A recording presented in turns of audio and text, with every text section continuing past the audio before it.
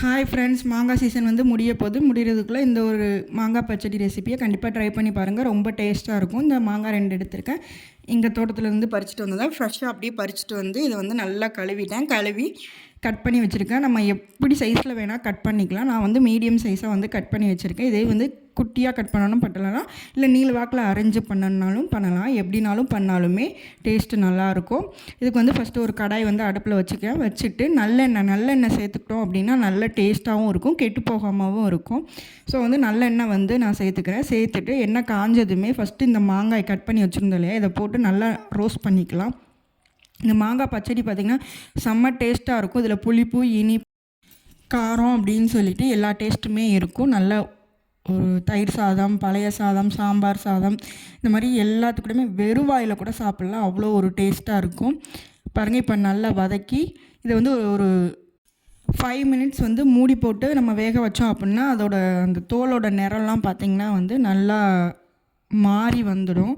So அதுக்காக வந்து நான் மூடி போட்டு ஒரு 5 மினிட்ஸ் வந்து விடுறேன். அப்பப்போ நடுவில் வந்து எடுத்து கிண்டி விடுறதுனால விட்டுக்கலாம். இப்போ எடுத்து பார்த்தோம் அப்படின்னா அந்த தோலோட நிறம் மட்டும் மாறி இருக்கணும், அதான் கரெக்டாக இருக்கும். பாருங்கள், இப்போ எடுத்திருக்கேன். அந்த தோலோட நிறம் மட்டும் லைட்டாக வந்து சேஞ்ச் ஆகிருக்கும். ஸோ இது வந்து கொஞ்சம் ஆஃப் குக்காக ஆகிடுச்சு.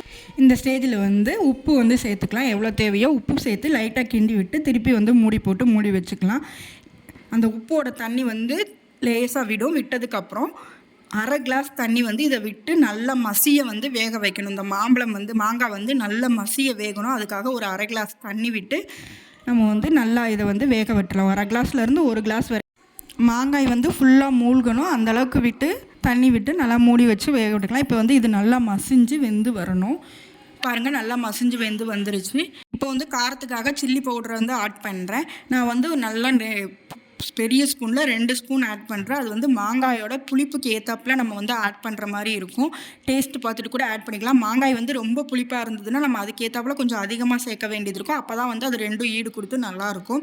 ஸோ சேர்த்து இப்போ அந்த தண்ணி எல்லாமே வற்றிடுச்சு. அந்த வத்தல் பொடியுமே வந்து நல்லா சுருண்டு வெந்து வந்துருச்சு. இப்போ என்ன பண்ணுறேன்னா திருப்பி வந்து எனக்கு கொஞ்சம் வந்து அந்த மாங்காயோட அந்த இதெல்லாம் சேர்ந்து கிரேவின்னு சொல்ல முடியாது, லைட்டாக திக்காக இருக்கும். ஸோ அது வந்து சாதமில் போட்டு பெரட்டி சாப்பிட்றதுக்கு பிடிக்கும். அதுக்காக இன்னும் கொஞ்சம் தண்ணி விட்டு நல்லா வந்து இதை வேக விட்டுக்கிறேன். வேக விடும்போது பார்த்திங்கன்னா பாருங்கள், இந்த அளவுக்கு கட்டியாக வந்துருச்சு. இப்போ இந்த சாரெலாம் ஊற்றி சாப்பிடும்போது பார்த்திங்கன்னா செம்ம டேஸ்ட்டாக இருக்கும். சர்க்கரை வந்து 2லேருந்து 3 டேபிள் ஸ்பூன் ஆட் பண்ணியிருக்கேன். இதுவுமே வந்து புளிப்பு காரத்துக்கு வந்து செக் பண்ணிவிட்டு அதுக்கு ஏற்றாப்புல சேர்த்துக்கலாம். நல்லா ஸ்வீட்னஸ் வேணும்னா நல்லா நிறைய சேர்த்துக்கலாம்.